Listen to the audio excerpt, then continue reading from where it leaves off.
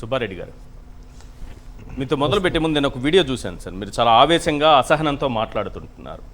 ఇది కూడా ఒక ఎన్నికైనా, దీనికంటే నామినేట్ చేసుకోవచ్చు కదా అని మీరు అంటున్న మాటలు విన్నా నేను. ఏంటి కారణం, ఏంటి అంత అసహనంతో ఎందుకన్నారు, ఏం జరిగింది? సార్, ఈ ఎన్నిక నామినేషన్ వేసిన రోజు నుండి విపరీతమైన ప్రలోభాలు, బెదిరింపులు, తర్వాత ఎలక్షన్ క్యాన్వాస్ జరిగేటప్పుడు కూడా చాలామంది ఇంచుమించు ఎవరైతే వైఎస్ఆర్సీపీ నాయకులు ఉంటారో, ఏజెంట్లుగా గట్టిగా నిలబడతారో వాళ్ళందరినీ ఏదో విధంగా లొంగ తీసుకోవాలనే ప్రయత్నం. కానీ ఎక్కడ వైఎస్ఆర్ కాంగ్రెస్ పార్టీ నాయకులు కానీ, ఏజెంట్లుగా ఉండేవారు కానీ, కార్యకర్తలు కానీ ఎవరు ఎక్కడా తగ్గలేదు, ఉన్నారు. ఇది అయిపోయిన తర్వాత 2 రోజులు ఎలక్షన్ ఉండగా ముందు రాత్రి, అంతకుముందు రాత్రి ఎవరైతే మేము ఎలక్షన్లో ఏజెంట్లో నిలబెడతామో వాళ్ళందరిపైన రాత్రులు 11 నుంచి 12 వరకు పోలీసు ఇంటికి పోవడం, ఎక్కడున్నాడో ఎతకడం, ఇంటికి పోయి రాత్రులు అర్ధరాత్రి తలుపు తట్టడం, గేట్ వేసింటే గేట్ దూకడం, ఇలాంటి ముందు రోజు జరిగింది, ఎలక్షన్ ముందు రోజు జరిగింది, అంతకు ముందు రోజు 2 రోజులు విపరీతంగా పోలీస్ ప్రెజర్ ఉంది. నా ఇంట్లో కూడా నేను ఆఫీస్లో ఉంటే ఒక 150 మంది పోలీసులు, 150 మంది రాత్రి 9 అప్పుడు. ప్రధానమంత్రికి సెక్యూరిటీ ఏంటి అంటే ఏముండదు, పోవడం, అక్కడ ఉన్న వాళ్ళు ఆఫీసులో ఉన్న వాళ్ళందరినీ సెల్ ఫోన్ లాక్కోవడం, ఒక అర్ధగంట అంతా చెక్ చేయడం, మళ్ళీ వదిలేయడం. తర్వాత రాత్రి 11:30కు మా ఆవిడ మెసేజ్ పెట్టింది పోలీసు వచ్చారని. 11 గంటలప్పుడు పోయి ఇంటికి పోయి మళ్ళీ తలుపుతాడు. ఈ విధంగా అయిపోయింది. ఎలక్షన్లో నిలబడతాను మేము ఈ విధంగా చేస్తారని ఊహించే మా ఏజెంట్లకు కానీ, మా నాయకులకు కానీ, మీరు జాగ్రత్తగా ఉండండి, మీ ఇళ్లలో ఉండొద్దు, తప్పకుండా పోలీసు వాళ్ళు మిమ్మల్ని పికప్ చేస్తారని చెప్పినాం. అందరూ జాగ్రత్తగా ఉన్నారు. ఉదయం 5 గంటలకు పోలింగ్లోకి వెళ్ళాం. 5 గంటలకు పోయి ఏజెంట్లు కూర్చున్నాం. అన్ని బూతుల్లో మేము ప్రతి బూత్లోనే 3-4 ఏజెంట్లు కూర్చున్నాం. ఎలక్షన్ జరుగుతుందంటే ఉదయం ఫస్ట్ బూత్లోనే, గొల్లపల్లి బూత్లో మా సర్పంచ్ ఒక ఆయన్ను పికప్ చేసినారు. మీ కోర్టు ఆర్డర్ ఉంది మాకు, వితౌట్ కేసు కోర్టు ఆర్డర్ ఉంది. వితౌట్ కేసు ఉంటే, కేసు లేకపోతే మీరు అరెస్ట్ చేయొద్దని కోర్టు ఆర్డర్ ఉన్న పికప్ చేశారు. అంతే, ఎవరెవరు మెయిన్గా ఉంటారో ఎక్కడన్నా బూతుల దగ్గర కడితే వాళ్ళు పోలీసు వారు ఒక్కొక్కరిని దగ్గర 5-6 మందిని పికప్ చేశారు. అంటే ఏజెంట్ లేకుండా ఏజెంట్ మెయిన్ నాయకులు అక్కడ ఉన్న వాళ్ళు, ఏజెంట్లో మేము జాగ్రత్తగా చూసుకున్నాం. అక్కడ అయితే ఎవరైతే మనకి యాక్టివ్గా ఉంటారో నాయకులు వాళ్ళని పికప్ చేశారు. మెయిన్గా ఉన్న వాళ్ళు పికప్ చేశారు. తర్వాత సీనియర్ ఒక అతను నారాయణ రెడ్డి గారని రిటైర్డ్ తెలుగు పండిట్, రాష్ట్రపతి అవార్డు కదా, ఆయన పార్టీ అంటే అభిమానం. రాజశేఖర్ గారు డైరెక్ట్గా ఏం పంతులని పిలిచారు ఆయన పార్టీ అంటే అభిమానం అంటే అతను, ఆయన వయసు వచ్చి దగ్గర 80 ఏళ్ళు ఉంటుంది. ఆయన కూడా తీసుకుపోయి పోలీస్ స్టేషన్లో పెట్టారు. 80 ఏళ్ళ వృద్ధుని తీసుకుపోయి పోలీస్ స్టేషన్లో పెట్టారు. అది కూడా ఒక ఉపాధ్యాయుని రిటైర్డ్.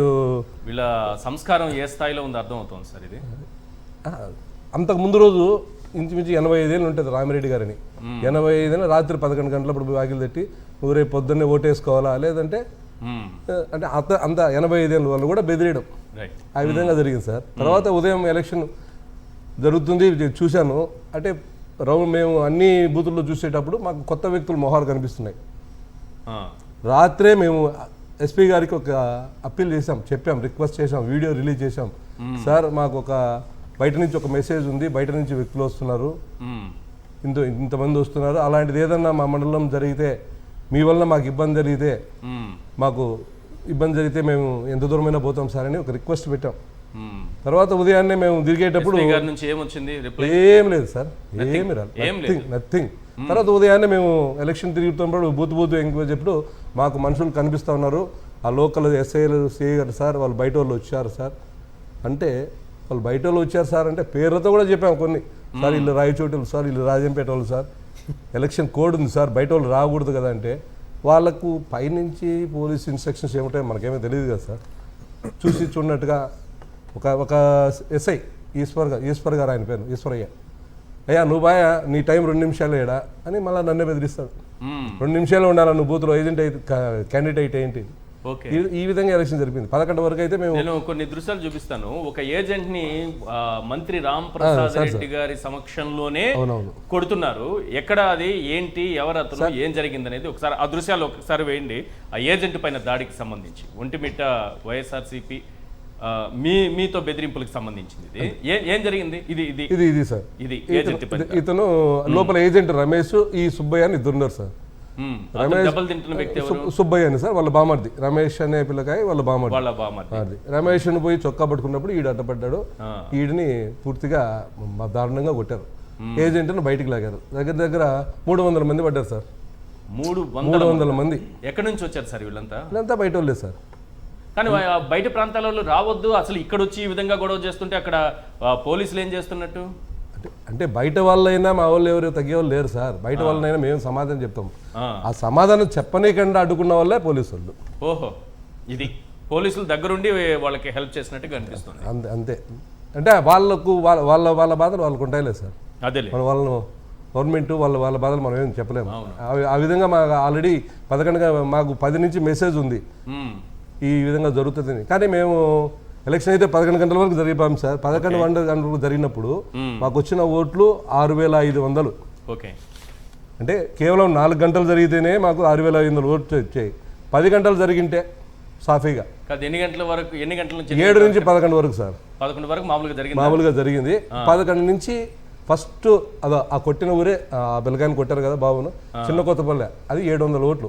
ఆడ అటాక్ చేసి అతన్ని కొట్టి అక్కడ ఉన్న ఏజెంట్ని బయటికి లాగి అది రిక్ చేశారు. అయినా ఇంత దీంట్లో కూడా మీరు 6513 ఓట్ల మీకు వచ్చింది? అవును సార్. ఎట్లా సాధ్యమైంది సార్ ఇది? అదే చెప్తారు. ఉదయం 11 గంటల వరకు జరిగిన పోలింగ్లో మేము ముందంజలో ఉన్నాం. తర్వాత వాళ్ళు బూత్ తర్వాత అంతా బూత్ ప్రతి సాట అంటే ఒక అర్ధగంట ఈ బూత్ అయిపోయిన తర్వాత ఇంకొక అర్ధగంట ఇంకొక బూత్. ఓకే. ఫస్ట్ ఈ బూత్ చేశారు సార్. ఈ బూత్ అయిపోతేనే నేను అక్కడికి వెళ్ళాను. అదే మంత్రి గారు నన్ను ఆ ఊర్లోనే ఆ బెదిరింపు. బయట ప్రాంతానికి సంబంధించిన వ్యక్తి మంత్రి గారు, మీరేమో స్థానికులు. మీ పైన బయట నుంచి అక్కడ కనిపించే వాళ్ళు ఎవ్వరూ స్థానికులు కాదు. ఆయన వెనకబెట్టిన వాళ్ళు ఎవ్వరూ స్థానికులు కాదు. ఓకే. ఒక్కరు కూడా స్థానికులు లేరు. ఏం జరిగింది వాగ్వాదం చెప్పండి. అక్కడ ఏంటి, ఏమంటున్నారు? ఏం సుబ్బారెడ్డి, ఏం మా వాళ్ళని బెదిరిస్తున్నావే అంటే, నేనేం బెదిరించానన్నా, మీరు బెదిరించారు. అయినా కోడ్ ఉంటే మీరు ఎట్లా వచ్చారు ఇక్కడికి? పాయింట్ అదే కదా. కోడ్ ఉన్నప్పుడు మీరు ఎట్లా వచ్చారు అంటే, మేము అప్పుడు కేవలం 5 మంది ఉన్నాం. ఆడ ఒక 200 మందితో 5 వచ్చేసారు. ఎందుకని పక్కన నా స్నేహితుడు కూడా వాళ్ళు ఒకరు ఉంటే, సుబ్బారెడ్డి వద్దు పా అని చెప్పి నన్ను పంపించారు. అక్కడి నుంచి వచ్చిన తర్వాత నేను ఒంటిమిట్ట టెంపుల్ వెనక హైవేలో రోడ్డు పైన బైఠాయించడం జరిగింది. అప్పుడు జాయింట్ కలెక్టర్ గారు అప్పుడే వచ్చారు. మేడం పోయి జాయింట్ కలెక్టర్ గారిని రిక్వెస్ట్ చేయడం జరిగింది. మేడం, ఇది ఒంటిమిట్ట ఎలక్షను, మంత్రి రాకూడదు, ఇక్కడ కోడ్ ఉల్లంఘన అవుతుంది. మీరన్నా మంత్రి వచ్చి ఒక బూత్లో చిన్న కొత్తపల్లి బూత్ రిగ్ చేశాడు, ఇప్పుడు మండపంపల్లి బూత్కు పోతున్నాడు. ఒకసారి మీరన్నా మంత్రి గారిని బయటికి పంపిండి మేడం అంటే ఆమె ఏమీ చెప్పలేక అక్కడి నుంచి వెళ్ళిపోయింది. అది సార్ జరిగింది. తర్వాత నేను కూడా మా నాయకులకు ఫోన్ చేశాను, మంత్రి గారు వచ్చి ఇలా అంటే, అంతలోకి రవీంద్రనాథ్ రెడ్డి గారు, అంజాద్ బాషా గారు, మా ఎమ్మెల్యే అమర్నాథ్ రెడ్డి గారు అందరూ ఒక ఎలా వస్తావో ఇక్కడ రావడానికి నీకు ఎట్లా పర్మిషన్ ఉందని గట్టిగా నిలదీశారు. అవును సార్. 11:45 కల్లా వాళ్ళు వచ్చారు. రైట్.